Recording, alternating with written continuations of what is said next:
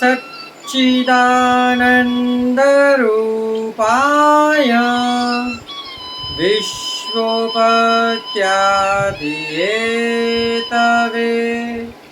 तापत्रयविनाशाय श्रीकृष्णाय वयं नमः। श्रीकृष्णाय वयं नमः। श्रीकृष्णाय वयं नमः। पुष्टिमार्गीय सर्वज्ञ करुणारसपूरितः श्रेष्ठफलप्रदाता च तस्मै श्रीगुरुवे नमः। तस्मै श्रीगुरुवे नमः। तस्मै श्रीगुरुवे नमः। जय श्री कृष्ण। राधे राधे प्रियजनों, दास का प्रणाम स्वीकार करें। ये दास आपसे नित्य प्रति एक ही विनंती करता है, इस विनंती को स्वीकार कर इस दास के चैनल को सब्सक्राइब कर दीजिए प्रभु, और हो सके उतना इसे शेयर कर दीजिए। हम नित्य प्रति आपके लिए ग्रंथों में से, पुराणों में से एक नए नए वाक्य, कथा, कहानी लेकर आते हैं। जो हम आपको सत्संग कराते हैं वह अपने मन से नहीं बताते हैं, अपितु धर्म ग्रंथों के अनुसार ही बताते हैं। आज का जो विषय हम आपके साथ में सत्संग करने वाले हैं, सोचिए स्वयं ऐसे ऐसे संत महात्मा हुए जिन्होंने स्वयं धर्म को ही श्राप दे दिया।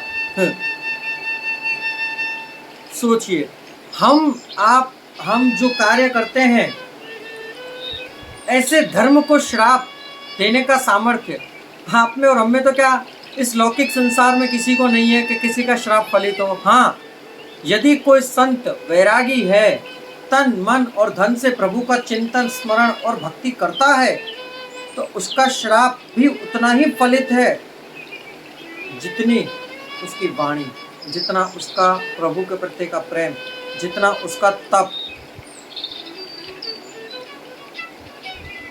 ऐसे एक ऋषि हुए जिन्होंने धर्म को श्राप दिया, जिन ऋषि का नाम है मांडव्य ऋषि। तो चलिए आज मांडव्य ऋषि के बारे में थोड़ा सा सत्संग करेंगे और कुछ जानेंगे कि इन्होंने धर्म को श्राप कैसे दिया। और महाभारत के पर्व में ही उनका जन्म हुआ। महाभारत के अंदर उनका वृत्तांत आता है। अब आप सोचेंगे कि वह धर्म स्वयं धर्मराज युधिष्ठिर है। नहीं, वह धर्मराज युधिष्ठिर बिल्कुल नहीं है। तो चलिए जानते हैं कि वह कौन है। इस कथा को पूरी सुनिए, तब आपको ज्ञात होगा। एक समय की बात है, मांडव्य ऋषि अपने आश्रम पर संध्या उपासना कर रहे थे। वहां कुछ चोर साहूकार के रूप में मांडव्य ऋषि के आश्रम पर आए। साहूकार मतलब कि जैसे देशाटन करने के लिए निकलते हैं हम, कोई चीज व्यापार करने के लिए, तो कैसे साहूकार कैसे कपड़े पहनते हैं, हम अच्छे अच्छे पगड़ी पहनते हैं, मालाएं पहनते हैं। तो चोरों ने साहूकार का रूप ले रखा था, जिन्होंने राजा का धन और वहां की प्रजा का धन चुराया हुआ उनके पास में उनके सामान की गठरी थी।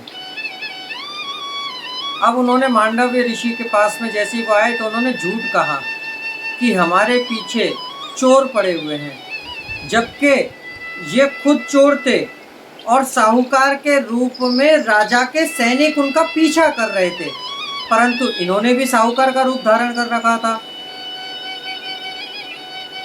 तो मांडव्य ऋषि ने इनके ऊपर विश्वास कर लिया। इन्होंने कही कि कुछ चोर हमारा पीछा कर रहे हैं, तो हमारे पास हमारा पुश्तैनी धन एकत्रित किया हुआ है, ये धन हम आपकी कुटिया में रख दें, अब ऋषि तो बड़े शांत और सरल होते हैं, मतलब हर किसी पे ही विश्वास कर लेते हैं। उन्होंने उनके ऊपर विश्वास कर कर उस धन को अपनी कुटिया में रखवा दिया। साहूकार के रूप में आए हुए चोर वहां धन रखकर खाली हाथ वहां से निकल गए और दूसरे चोरों के रूप में महाराज के सैनिक वहां आए। उन्होंने कही, यहाँ कोई चोर आए थे क्या? उन्होंने मांडव्य ऋषि से तो उन्होंने कहा था हम साहूकार हैं। उन्होंने कही नहीं, यहाँ तो कोई चोर नहीं आए। उन्होंने कहा आप ऋषि होकर झूठ बोलते हो, वे यहाँ से भागते हुए हमने देखा है उनको। ऋषि ने बोले नहीं, हमने तो नहीं देखा, क्योंकि कहते हैं जब किसी का भला हो रहा हो तब किसी के प्राण बच रहे हो। झूठ तब बोला जाता है जब किसी के प्राण बच रहे हो, अन्यथा झूठ बोलने पर पाप लगता है। उन्होंने यही कही थी कि चोर हमें मार डालेंगे, हमारा धन छीन लेंगे, हमें ग्लानि पहुंचाएंगे, हमें हमारी बहुत हानि करेंगे, हमें मार के खत्म कर देंगे। उनके प्राणों की रक्षा के लिए मांडव ऋषि ने कही कि यहाँ तो कोई चोर आए नहीं, क्योंकि उन्होंने थोड़ी बताई थी कि हम चोर है। अब चोर के रूप में वहां सैनिक जो थे उन्होंने वहां तलाशी करना प्रारंभ किया। जांच पड़ताल के दौरान राजा के खजाने से चुराया हुआ धन वहां उस कुटिया में मिला। उन्होंने सोचा कि यह साधु भी उनके साथ मिला हुआ है, इसलिए वह उन्हें बंदी बनाकर राज्य दरबार में ले आए। मांडव्य ऋषि ने बहुत यातनाएं की कि हम चोर नहीं, हमें नहीं पता। उन्होंने कही कि वो चोर थे जिन्होंने आपके पास में धन छुपाया था। उन्होंने कही कि उन्होंने बताया कि आप चोर हो, आप उन्हें लूटने के लिए आए, आप कह रहे हो कि वो चोर है, हम किस पर यकीन करें? राज्य दरबार में मांडव्य ऋषि को लाया गया। तब राज्य दरबार में उन्हें सजा सुनाई गई। सजा सुनाई गई, वह सजा थी उन्हें सूली पर चढ़ाना। जी हाँ, आज कई इतने लोग हैं जिन्हें ये नहीं पता कि सूली पर चढ़ाने का अर्थ क्या होता है। वह लोग सोचते हैं सूली पर चढ़ाना अर्थात कि फांसी पर लगा देना या फांसी पर लटका देना। नहीं, सूली होती है आपके इस पैर ऐसे आपको पलट आलती पालती मराकर, ये दो आपके हाथ हैं जो इनको यूं आपके पैरों पर रखाकर, एक सुआ यहाँ और दूसरा सुआ यहाँ, और फिर सुई की नोक से प्रारंभ होता है और स्तंभ जितना बड़ा होता है। यूं कहते हैं सुई से लेकर बंदूक की गोली आपने देखी हो तो कैसी होती है वह, नुकीली, इस प्रकार उस पर आपको बिठा देते हैं। फिर वो सूली आपका भेदन करती हुई आपके गुदा भाग से और यहाँ से वो सूली निकलती है। ऐसी होती है मृत्यु। राजा ने उन्हें सूली पर चढ़ाने की आज्ञा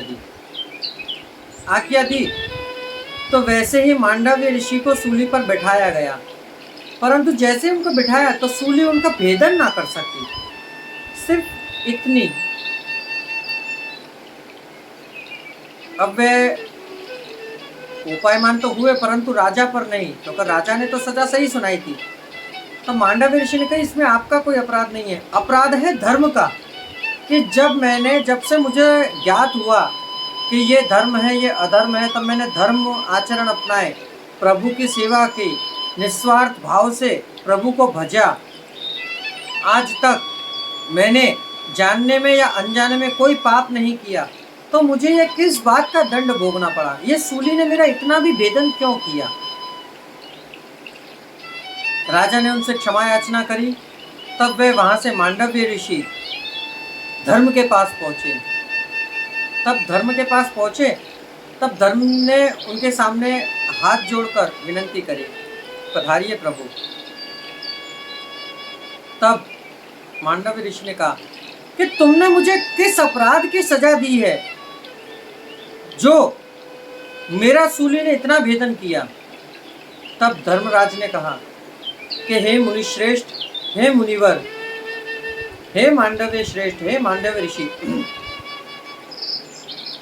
आप जब 7 वर्ष की अवधि में बालक थे, तब आप तितली को पकड़ के उनके गुदा भाग में सुई चुभाया करते थे। मांडव्य ऋषि बड़े कोपायमान हुए कि शास्त्र में 12 वर्ष तक, जी हाँ, शास्त्र में उल्लेख है कि 12 वर्ष तक बालक यदि कोई भी कार्य करता है तो उसे धर्म या अधर्म का कोई ज्ञात नहीं होता। 12 वर्ष तक, 12 वर्ष के पश्चात उसे धर्म का ज्ञात होने लगता है, अधर्म का ज्ञात होने लगता है। परंतु तुमने मुझे ये सजा क्यों दी? अतः मैं तुम्हें श्राप देता हूं कि तुम मृत्यु लोक में वास करो। जैसे ही धर्म को ये श्राप मिला, धर्म दोनों हाथ जोड़कर और उनके सामने नतमस्तक हो गए और बोले कि प्रभु, आपने मुझे मृत्यु लोक में श्राप दिया, मैं सहन कर लूंगा, परंतु मुझे किसी दासी पुत्र का पुत्र मत बनाना।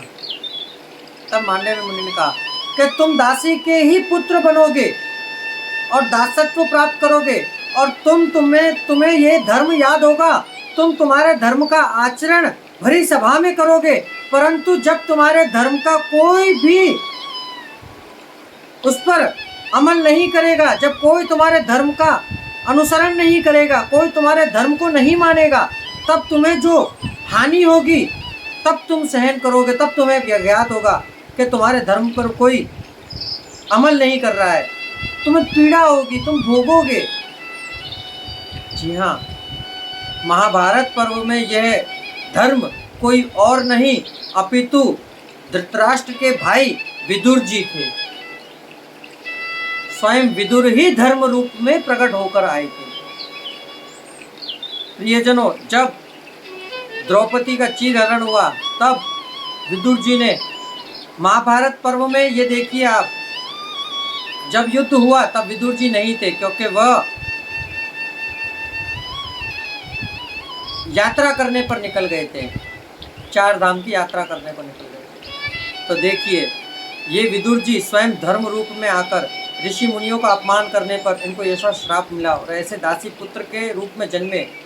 जब द्रौपदी चीरहरण हुआ तब इनकी नहीं चली, जब पांडवों को खंडोपस्त्र दिया गया तब इनकी नहीं चली, जब पांडवों को राज्य निकाला दिया गया तब इनकी नहीं चली, जब महाराज अग्रसेन मथुरा के राजा ने इनसे इनकी चतुरंगिणी सेना मांगी तब भी इनकी नहीं चली। तो देखिए, ऐसा होता है धर्म का। जब स्वयं धर्म अधर्म पर आ जाए और किसी संत का अपमान कर दे तो स्वयं उसे भी अपना कर्म भोगना पड़ता है। तो प्रियजनों, इसीलिए कहा जाता है कि धर्म आचरण करना बड़ी आवश्यकता की बात है, बड़ी आवश्यकता की बात है। इसलिए हम आपसे यही निवेदन करना चाहेंगे कि आपसे हो उतना धर्म करें, ना हो तो अधर्म करने की चेष्टा भी ना करें, धर्म आचरण करें और धर्म पर चलें। प्रियजनों, इतने सत्संग के बाद ये दास आपसे आज्ञा लेना चाहेगा। कल फिर एक नई कथा, नए सत्संग के साथ आपसे मुलाकात होगी। जय श्री कृष्णा, राधे राधे।